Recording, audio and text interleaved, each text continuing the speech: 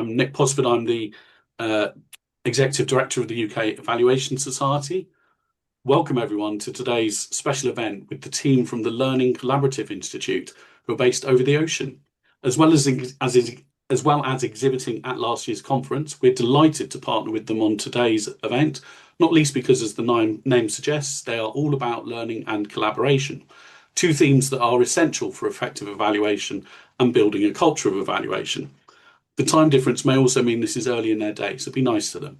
UK Evaluation Society members are together shaping the future of evaluation through education, collaboration, and a shared commitment to good practice.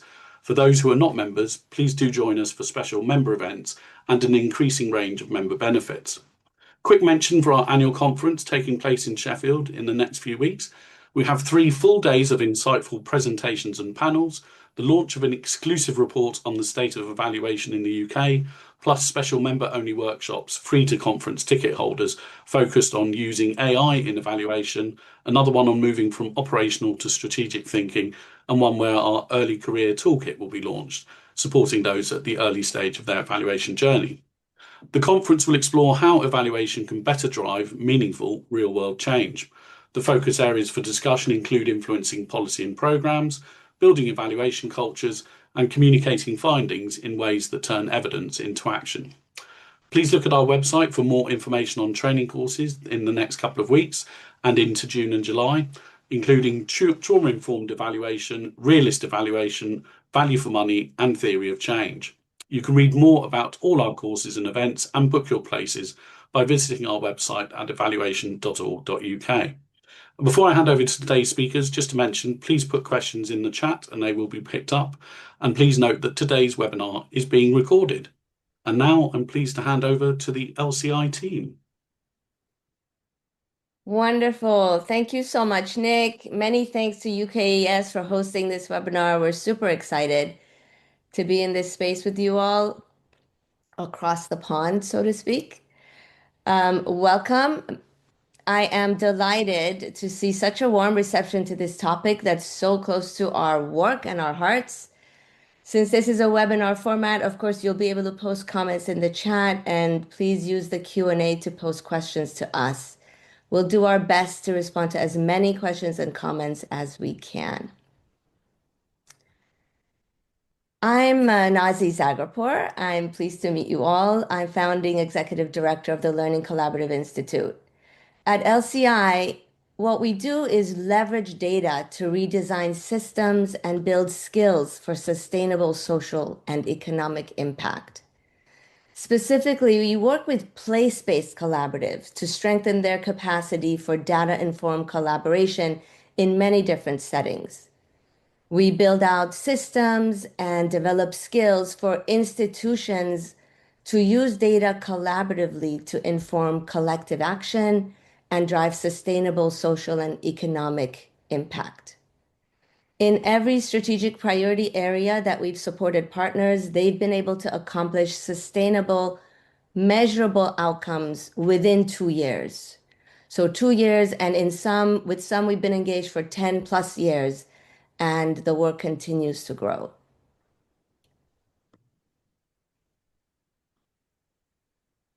The collaboratives that we work with now, maybe they look very different ways, right? As collaboratives do.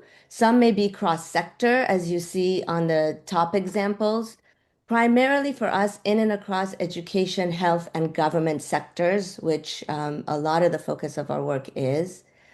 Or they may be across institutions working together in one sector, right? In this case, it's a pipeline of what's in the US, our education system, elementary, secondary, community college, and university, which I think for you all would be elementary, secondary, tertiary, or university higher ed segments. And in these settings, we can be brought in at any given point. Often we're brought in from the beginning to help build out a collaborative and then support it throughout its work until they've got their systems built, and then we can pull back a little bit on our supports. Or much of the time, also, we're brought in at various times after its collaborative has already been formed, and we're brought in to strengthen its operations, help them use data to drive outcomes, or to help scale the work. At whatever point we enter, and of course, evaluate as we go. At whatever point we enter, we always begin the work with data. We find that when we bring data to the table and engage partners around data, this is the quickest way to focus the conversation. And continuing to bring data to the table is the surest way to build accountability for action and outcomes. First, to allow everyone to understand some of the experience in this arena on the screen today, we'd like you to post in the chat your name, organization, and role, and maybe just pick one experience that you can share with us that you have been able to be at the table as an evaluator or a data partner in a cross-institutional collaborative setting. If you haven't yet engaged in these settings and you're here to just learn about them, that's okay too. Just put NA in that slot. While you populate the chat, I'll share the session objectives. In this webinar, we're going to highlight a few strategies that we use regularly to guide collaborative partnerships to build their strength to use data for collective action and to generate sustainable, measurable outcomes. We'll share examples of us as evaluators engaging partners with data. Most of the examples you'll find, again, will be from education and behavioral health in the United States, because that's the primary area of our work. But as you'll hear in some of the examples that will be shared, we've been able to apply this across sectors and across nations. We'll highlight ways that institutional partners can strengthen their structures also to build a culture of data use. That's, of course, important to make sure the work is sustainable. Now, we understand that working primarily within a US context, we have some different realities from your work, perhaps. But again, as I shared, we're focusing on areas of the work that are transferable, and we believe that our framework is transferable not only across sectors in the United States, but also across sectors and segments across nations. Each of the collaboratives that we support across the United States is place-based. That means they are deeply community rooted. Over our 11 years of practice, we've learned how to scale this work nationally while maintaining that deep community rooted focus, because we found that that is what critically drives and sustains impact. So I'm going to share with you some approaches to scaling the delivery of data support that have worked for us through the years. And I know that you probably have examples that you've got experience with, which may include this and others, and we'd love for you to also post those in the chat. So at the core, our work really is with an institution and its partner organizations, right? I shared some examples in the previous slides, but this may be what we call an anchor institution and all of its partners, right? And in those cases, often our support is directly with that anchor institution, and we are training and building their capacity, coaching them to then provide that collaborative data support and data work with their partner institutions. In other examples, we have the entire collaborative at the table. So it's the anchor institution and all of the collaborative partners, and we're providing support directly to all of the institutions at the same time in various spaces that we create for collaboration. Level 3 here is where we have built networks of multiple collaboratives that have shared realities. So our rural learning collaborative, for example, is a collaborative of collaboratives where we have multiple rural collaboratives, each of which is place-based, And we bring them together because even though they're from across the United States, the rural realities are both unique and similar. So they're able to learn a lot from one another and share best practices across their realities. Um, and then, of course, we provide the skill building and the resources. We also work with professional organizations. In this scenario, it's where a professional organization is already working with a network of collaboratives, and they bring us in to provide support with how to use data systematically to drive collective action and sustainable outcomes. And lastly, on the screen, we have our work with states. This is where, for example, we're engaged with the state of California, the state of Texas, where they have policies that they're working with, and the policies require collaboration, but um, the skills and systems and data infrastructure for collaboration isn't there, and we're brought in to help build that. On the next slide, you'll see some examples of these. And this wave we call of policies that have been hitting California over the last 3 years, these figures you see in the billions reflect only California. And this wave is happening all across the United States. So we use this slide to show why we feel this work is so critically important at this point in the history of society building, because society building has gone now, thankfully, from siloed work to collaborative work. And we're seeing a wave of policies that require collaboration across segments and sectors of society.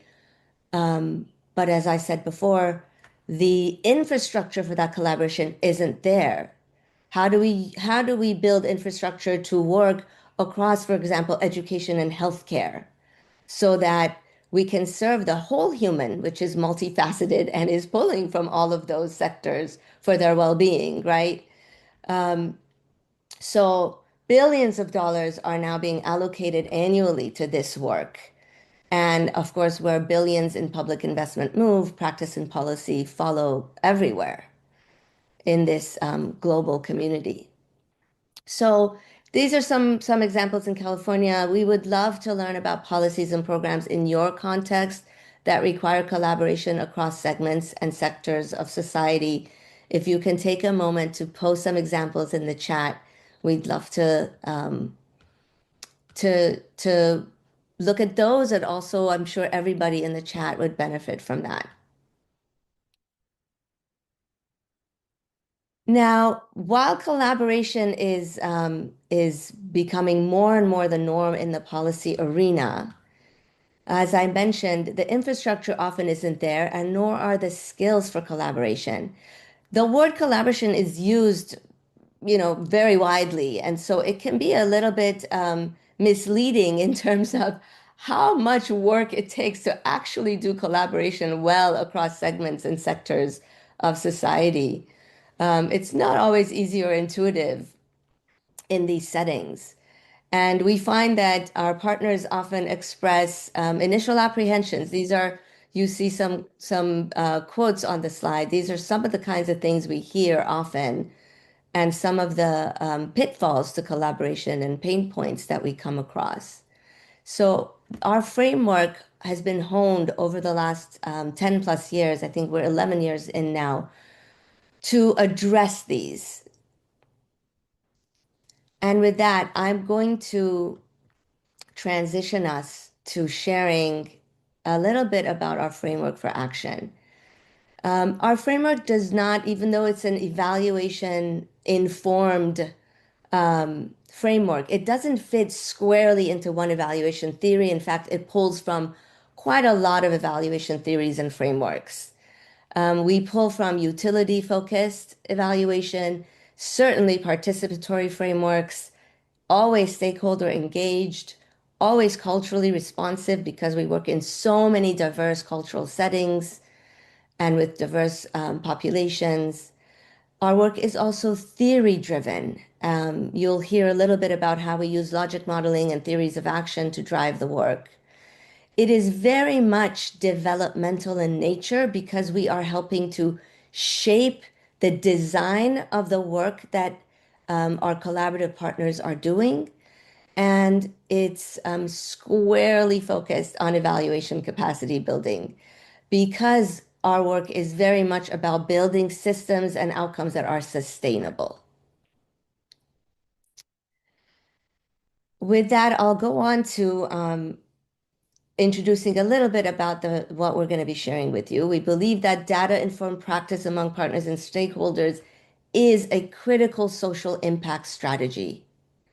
So we'll share some practices that we've validated over the last 11 years and that we employ to build the capacity of collaboratives to use data to drive social and economic impact.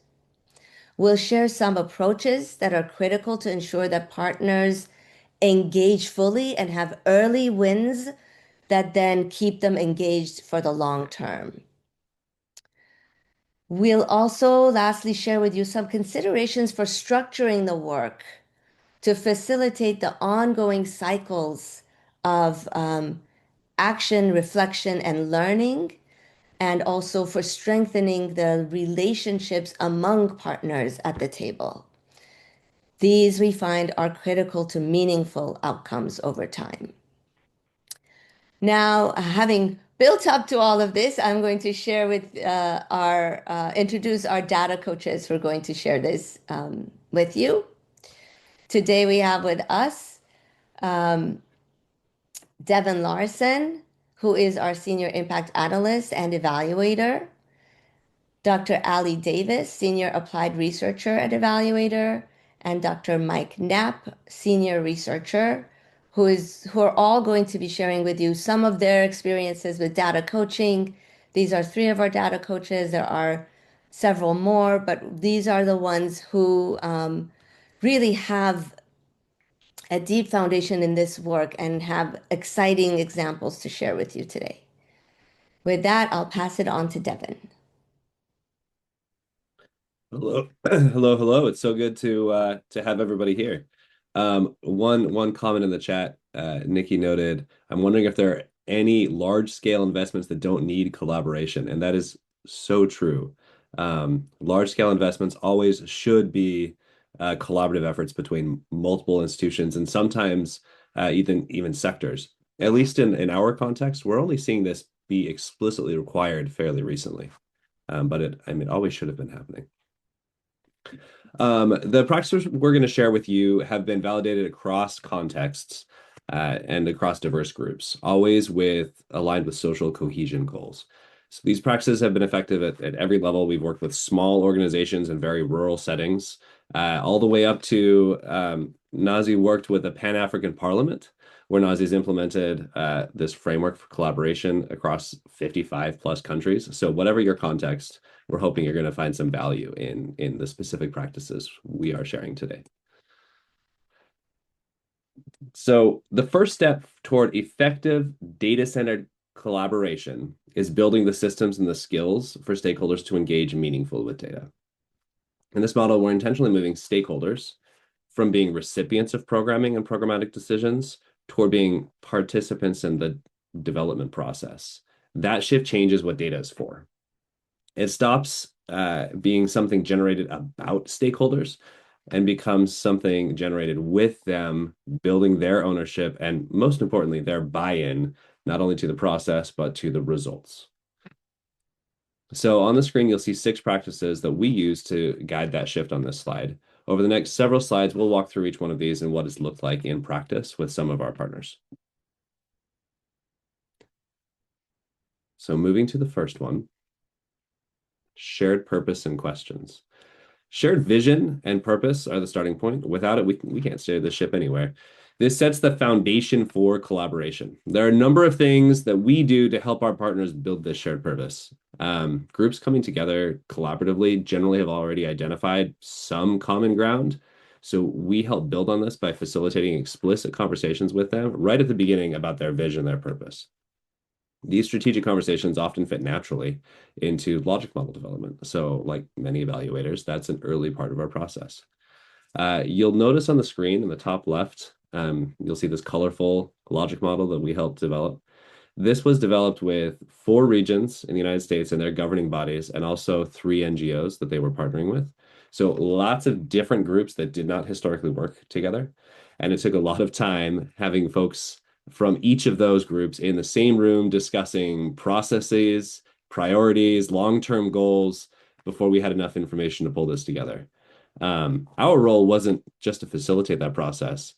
It was also to simplify what one partner called the beautiful mess that was their collective understanding of the work. And as we helped them pull it all together and were able to develop this, we worked with them to understand where each of their voices was in the process of this. As they saw their own work and their own voice in this collaborative effort, they started to buy in more to all of the conversations that developed from this, the development of questions, the development of strategic priorities moving forward. And so this really set a strong groundwork for the rest of the work we were doing. From this, key learning objectives were developed, and slowly capacity was built to ask the right questions as we move forward. So this is a document we regularly come back to with these partners. If we move on to the next one, I'm particularly excited about this one. Shared data infrastructure. This is something that collaborative efforts often lack. They're separate organizations or separate departments, and so many times there is not a shared set of data. And so there's a lot of information that gets lost between organizations. But as we build the capacity to do this, great things happen. So in the United States, in small rural areas, oftentimes they don't have the people to do this, so they need someone else to come in and help them set it up. But even for larger areas, for example, we worked with the state of California, there's still gaps, significant gaps in their data systems. So when these gaps get filled collaboratively, they become the groundwork for meaningful collaboration in the future. So as an example, this on the screen is a representation. This was pulled together using data from 10 years of work in one small region, following students from early on in their secondary journey all the way through various types of university settings on towards career. And at each stage of the process, folks shifted, going from one area of the pipeline to another area of the pipeline. And each part of this allows for collaborative efforts to build and strengthen their movement onto the next stage of the pipeline. The application panel on the right names what it takes to get there. Shared indicators, common metrics, aligned instruments, data sharing agreements, which are sometimes difficult to collaboratively pull together, but very important. And then before any of that, there's the evaluability assessments to map the data we already have and identify the gaps, and then co-creating tools to gather this data. But once this is built, the opportunity for helping folks as they work through whatever stage this long-term data infrastructure is measuring is incredibly valuable. But I'll hand it off to Allie as she talks about the step 3 in this process. So thank you, Devin. Yeah, so step 3, our disciplinary data collection. And this is a really key part of how we build the capacity of our clients and our stakeholders and partners to get them involved in the action, building in that collaborative aspect at every step. So it's this collaboration of interest holders in this process that makes the data that we collect so meaningful. And we build that capacity so they feel that they are part of the evaluation, that they're collaborators, not just those interest holders who we're collecting data from.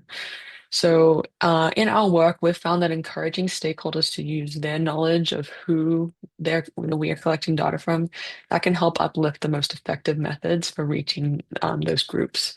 And this is how our data collection, you can see in this first photo on the top right, or the top left, sorry, how we ended up in a laundromat. Our stakeholders identified the places where hard to reach groups are frequent in the community, and we were able to gather more input from than ever and more representative input by going to these places. And our stakeholders were in collaboration with our stakeholders. We were also able to identify some trusted community leaders to help lead that data collection effort. So these groups that rarely participated in data collection, they felt they trusted that community leader. They were able to engage with that community leader and share their input, and felt safe in sharing their input. And so we were able to represent that better. Our next photo shows how our team integrated data collection into daily activities by collecting during a previously established meeting and planning time for the teachers in our photo on the top right. So we were able to work with our partners to identify a time where teachers would be able to complete their objective, and we were able to complete our objective of collecting data from those teachers without that extra burden of extra time to spend on just data collection. So yeah, that collaboration with our stakeholders benefited us and the people that we're collecting the data from. The photo on the bottom left. So this is a survey that we co-created with our partners, with a student and their career counselor, and we worked through a process of training them in survey development, building that capacity to create their own tools and protocols. So this kind of contributed. One, our survey was greatly improved by including their perspective. And two, this kind of built their capacity for future data collection efforts. That survey training meant that they were able to implement that knowledge and in their future efforts, building that sustainability of our work together.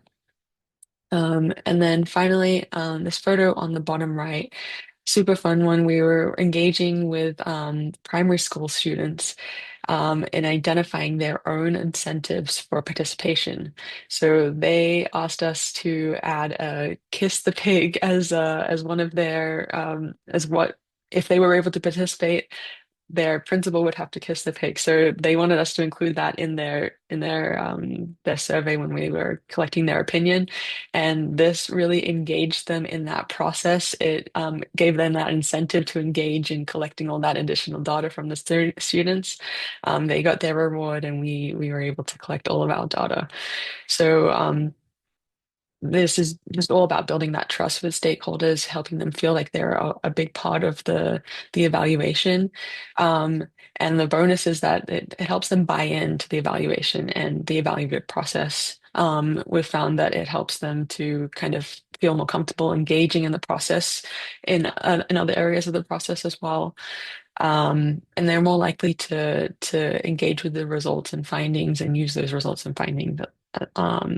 So this is really a point that we like to highlight for our stakeholders, to see the value in that collaboration with us during the data collection process and with their other stakeholder groups as well.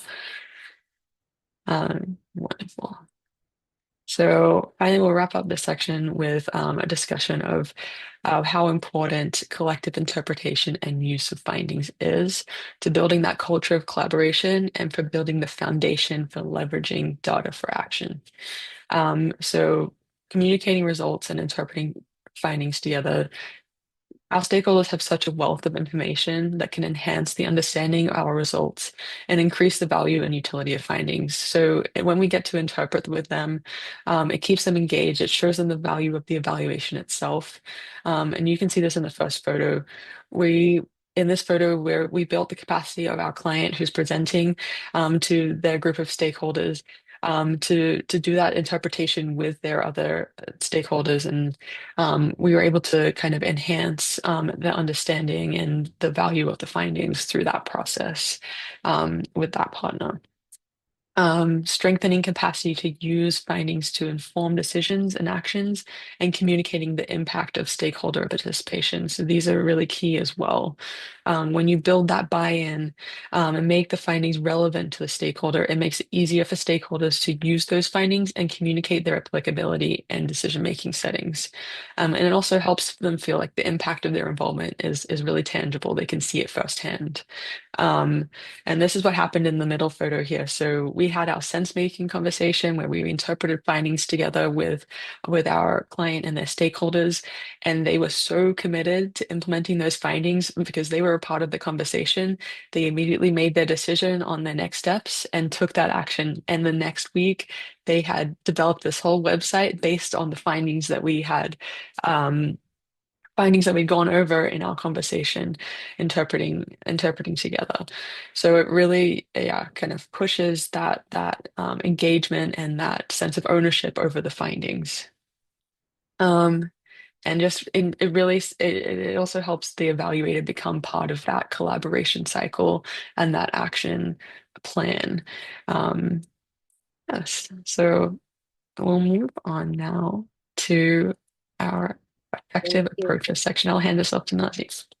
Thank you so much, Ali. I see a couple of questions in the chat that I want to answer before we hop into the next section.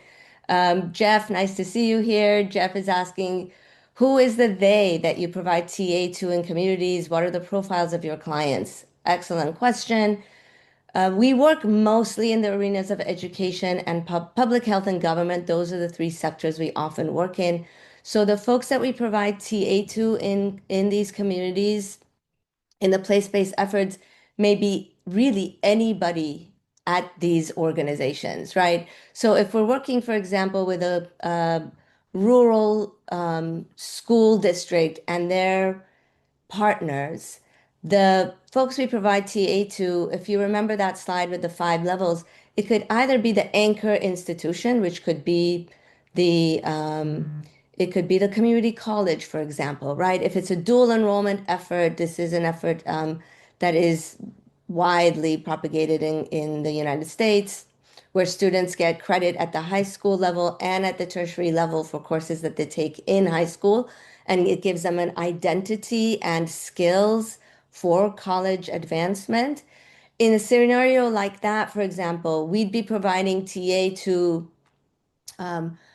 both the folks at the high school level who are engaged in the dual enrollment work. That might be the director of secondary education and the director of dual enrollment at the community college, right? And then the examples that Ali was sharing, where we actually bring in that scenario, for example, the stakeholders would be the students, right? Or the families, where we bring students and families in, we also provide technical assistance to them in the work that they're engaged with. For example, if we're helping them develop a survey, Ali shared an example of a student we're working with, Coral, in one of our community schools, where she took dual enrollment classes and she benefited greatly from it. And the school said, hey, we want you to help build out our systems so that this benefit is not only limited to the handful of students who are engaging in it. We want to make this system wide. So we brought Coral in. Why? Because she's the low-hanging fruit. She's already benefited. She's already bought in. And we trained Coral to develop surveys that she then launched with her fellow students. And the school told us they've never had such a high response rate with a survey in their entire history. And that's what you get when you have students talking to students, right? And so this also goes to Nikki's question around how do you build confidence in self-created, creative, and qualitative tools? We work very closely with them. We are iterative in our process. And we didn't share this earlier, didn't want to go too much into the weeds unless the question came up. But we work both at the level of trainings, but also we do one-on-one coaching. So the folks that we provide trainings to, and that might be in a setting like this where we have, dozens of people engaged, we then do follow-up coaching with so that they're developing the tool, then bringing it to us. Together, we're refining it, in that refinement process, we're building their capacity to understand survey methodology better, the same methodology that we shared with them in the training, right? So it's multifaceted work that is cyclical. And we don't put that survey out for administration until we are certain that it's robust and rigorous and it's going to give us valid and reliable data. So this is part of how we build capacity in the system that will outlast Coral when she goes on to community college, because it's now built into the system. We're working with Coral, the counselor, and the principal. Jeff, I hope that helps answer your question and also Nikki yours. In different settings, of course, it's different players. Now, I'm going to go on to the effective approaches and just quickly share with you one story that I think kind of speaks to how we do this work. Really, shared ownership, which is built on accountability and relationships of trust and commitment, which I think both Devin and Ali have spoken to, is critical to the work in a collaborative, as you all know, I am sure. But how do we build this shared ownership? These 7 approaches are some of the ways that we do this. We develop norms, co-create them so that everybody's bought into the norms. We make sure we bring data to the table at every turn and we're celebrating the successes. But critical to this is also treating failures as opportunities for learning so that they're not kind of swept under the rug. And that's the story I want to share with you because I think it speaks a lot to the approach. In one of our education settings where we were asked, Ali, let's go on to the next slide, please. We were asked to support a district of 40 schools where data showed that only 14% of the learners from this entire district of 40 schools, 14% of the learners who went on to the community college, which I think in the UK would be your tertiary level, were gaining any credit at that level, right? They were going on, they were showing up for coursework, but they weren't earning credits. And when we saw this, we said, we need to get to the root cause of this. We conducted root cause analysis, brought the right voices to the table, the students, the staff, both from all of the levels engaged. And what we learned was that this wasn't a performance issue at all. This was actually a misalignment issue. It was a structural issue where there was misalignment between the requirements at the tertiary level and what the high schools were preparing, what the secondary was preparing students to know and be able to do.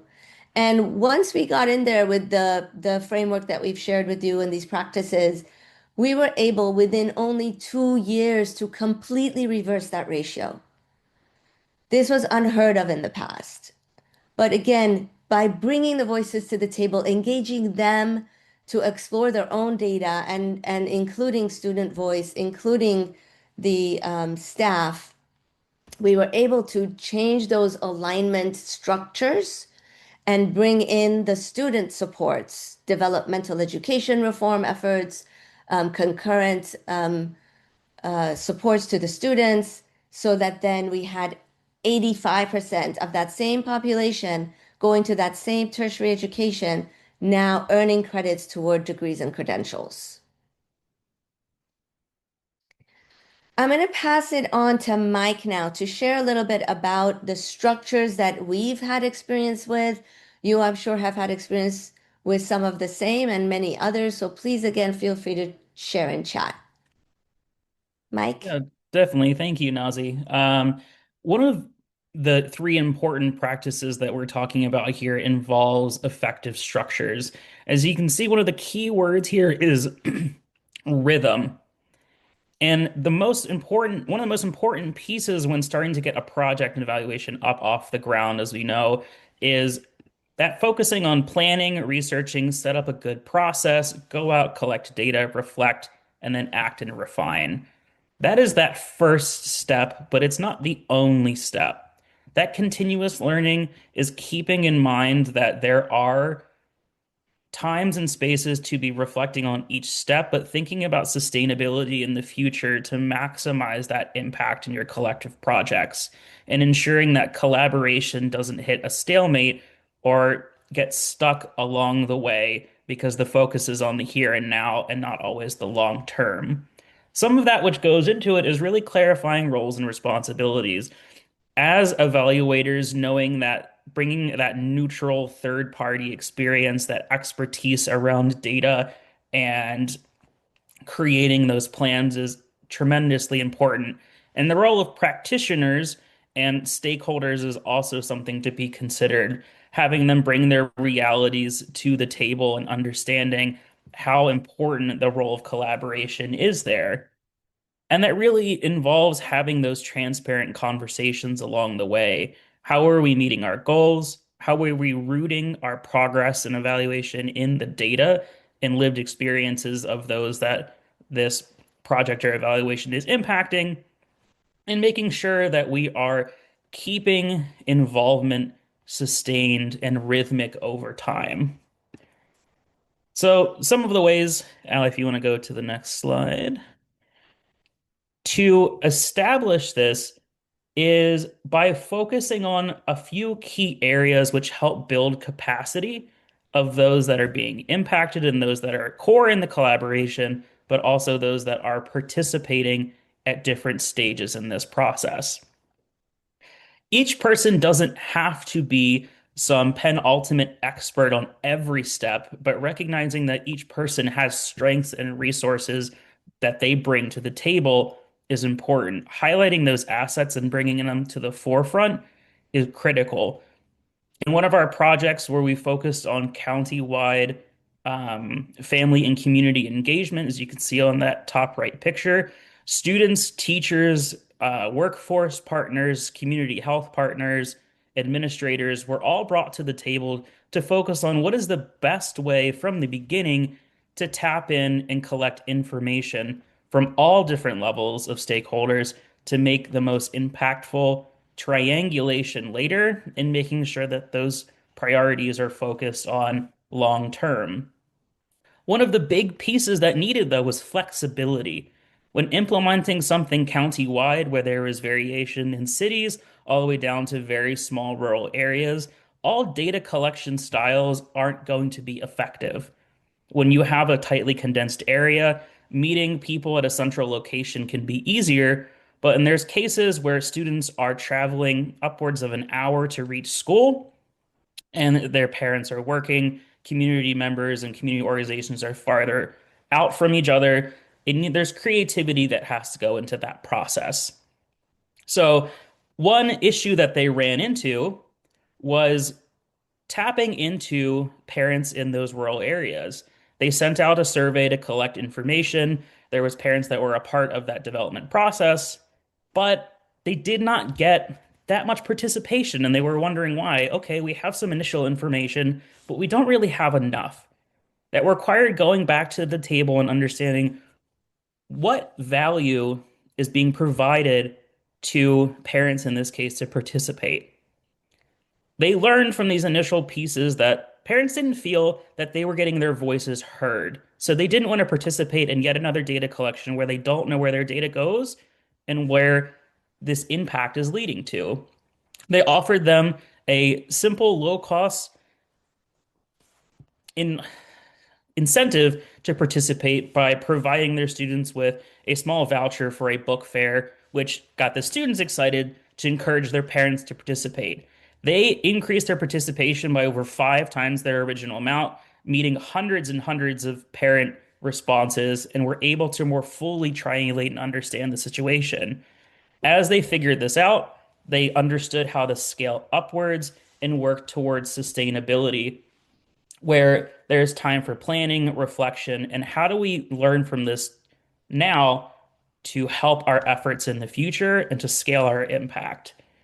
This can create long-term confidence of stakeholders and a commitment to ensuring that this moves forward and that rhythm maintains.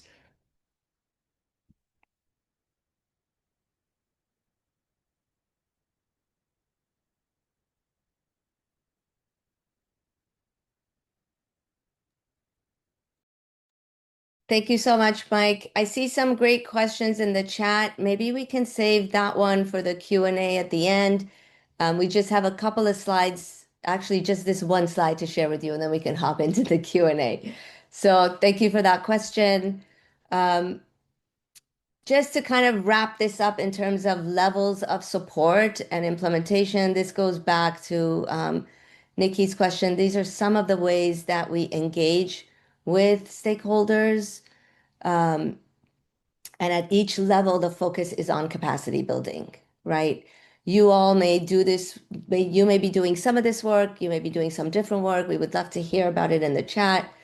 But this is what's worked for us in the US setting, and we continue to grow and develop in these areas.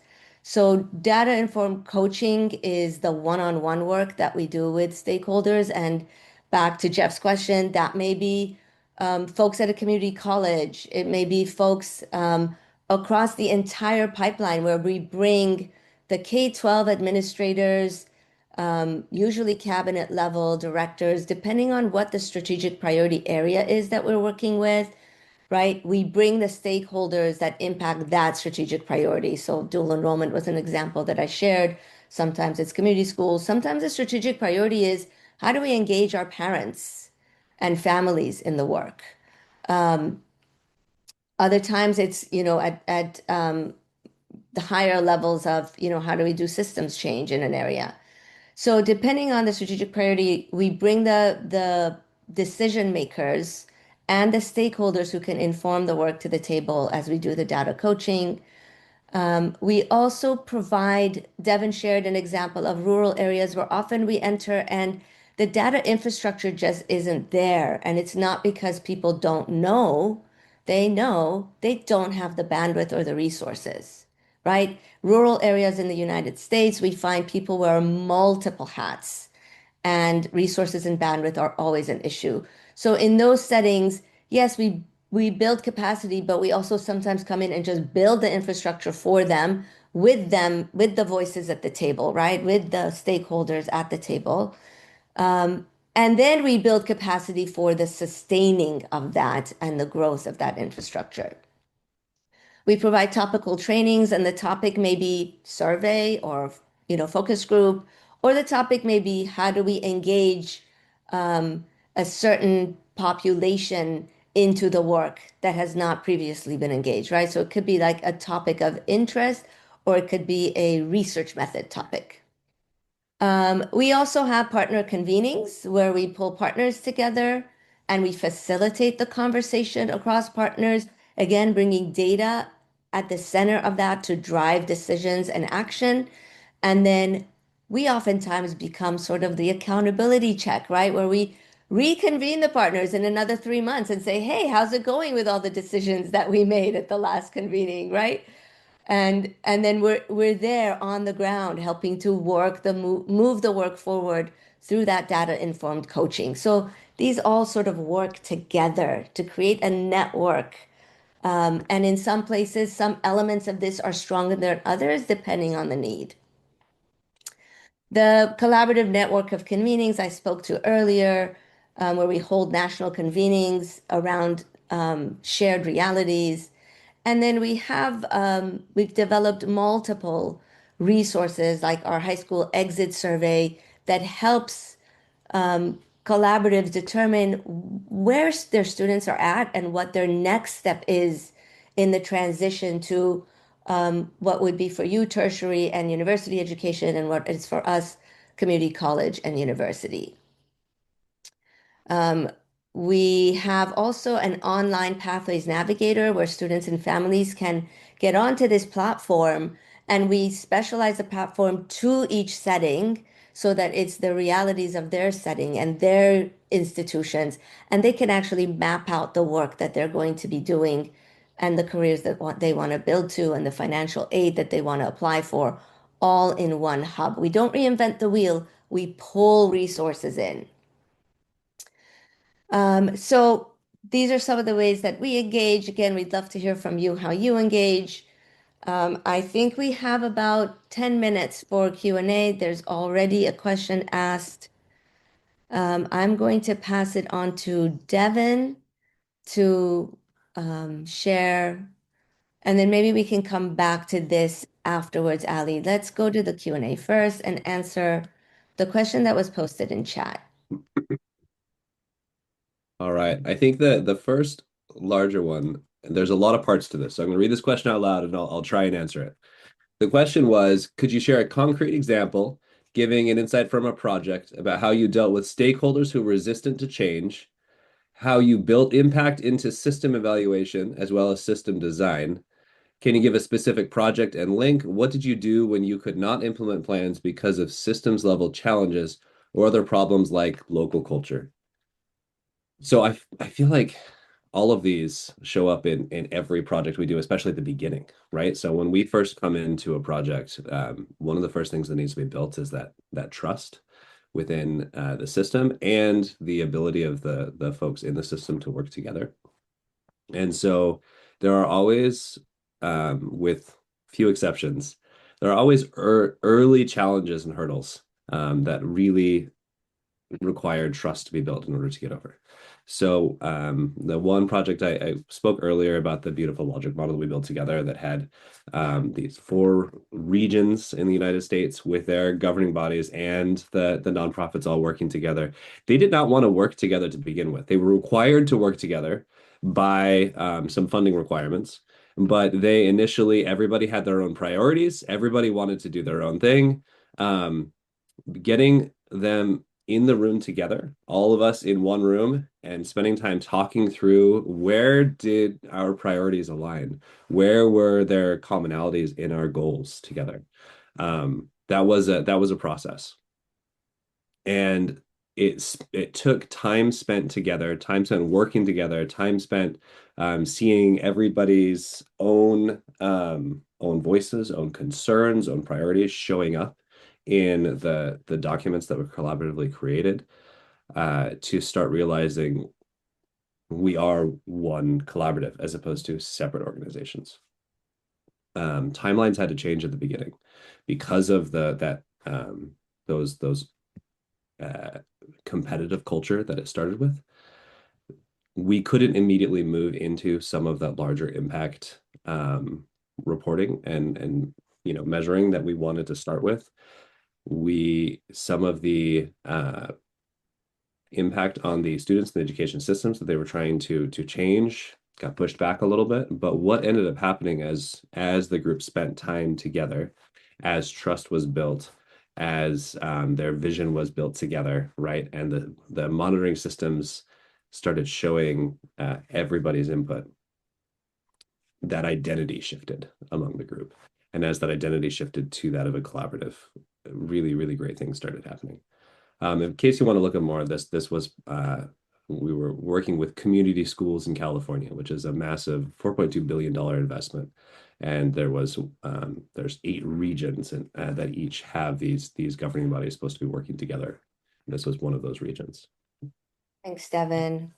I can also share another example and another approach in addition to what Devin shared, which is sort of like in the collaborative and very important to handle.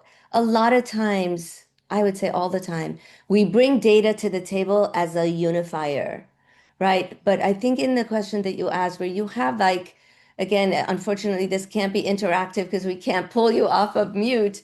But if I'm reading this correctly, there are situations where there might be a partner that just doesn't want to be part of this collaborative. And oftentimes what we do is we work with them outside of the collaborative. We have one-on-ones where we, bring the decision makers to the table and work with whatever the pain points are. Really this goes back to sort of the fear of failures finds no place is one of the mantras that we use, right? And that includes our own failure, right? So if we're doing something that's not working or the collaborative somehow is feeling, thank you. I'm glad I hit a nerve there in a good way. We look at that too. We bring that back to them and we take it one-on-one, right? And we say, what is it here that's not working? What are the pain points? And we try to address them. It's gone to the point sometimes where we've had to change things at the level of policy, like take it to the board where it's maybe things are unionized here in the US, and we've had to work across unions to make sure that we are addressing the the fears, for lack of a better word, right? Because of past experience, and addressing those, because those fears can become barriers that can seem insurmountable at first. But in those one-on-one conversations and addressing even policy changes, we've been able to allay those enough to bring folks to the table. And then it's it's wise to pick a first strategic priority area that we know we can have a quicker win on, because some things take longer than others, so that they can see the process at work, can identify that, yes, we can achieve outcomes with this, and then build on it. I hope that's helpful.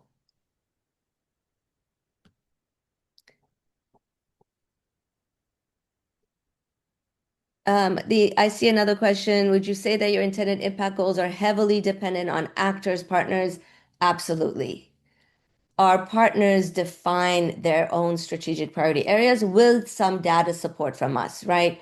We may need to bring data to the table. For example, one partner brought us because they were having a massive flight from this school district, right? Students and families were leaving the school district, and they were having an enrollment nosedive. And they brought us to the table, and they were convinced that this was a performance issue. When we looked at the data and we dug in and we did statistical analyses and correlation studies, we found that it actually was not correlated at all with enrollment, was not correlated at all with performance. It was actually correlated with the economic opportunities in that city. So that's where we then reached out to the government, and we brought in the city to the table and engaged them in that collaborative setting to solve for that problem.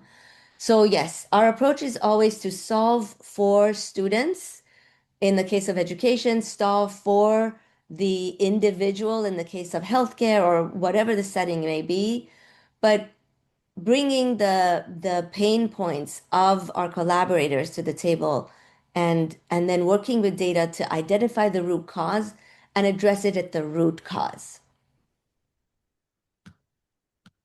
Wonderful. Can I speak a little bit more to that?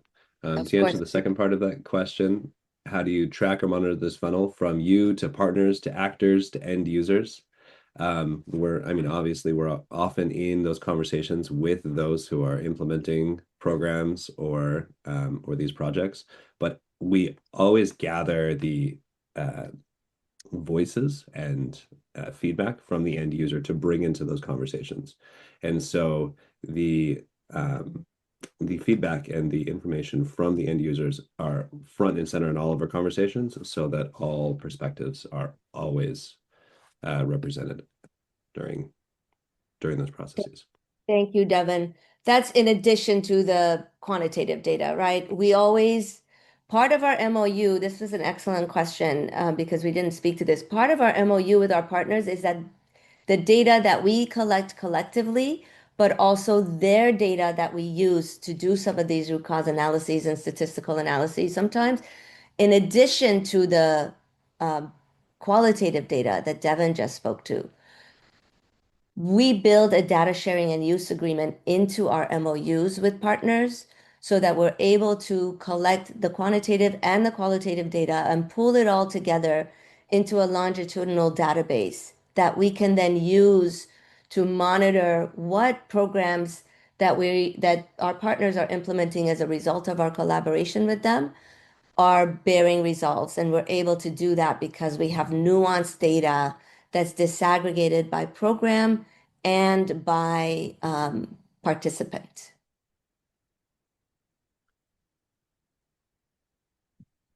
I think we are at time. Nick, is that? Yeah, no, thank you so much. It's been really interesting. One of the things that I found quite reassuring is it's good to know that you wrestle with a lot of similar problems in the US that we have in the UK in terms of data and all the different stakeholders and different organizations and so on. So it's been really, really useful and really interesting. And we very much appreciate the time of you all and the fact that you've got up early mostly as well. But thank you for a fascinating webinar, and I'm sure people will have a look at your website and the tools that you have on there as well. And as you're collaborative, hopefully this isn't the last time we'll collaborate. So thank you very much, everyone. Really appreciate it. Thank you so So good much, to have Nick. everyone Thank you, here. everyone, for participating. Thank you all so much.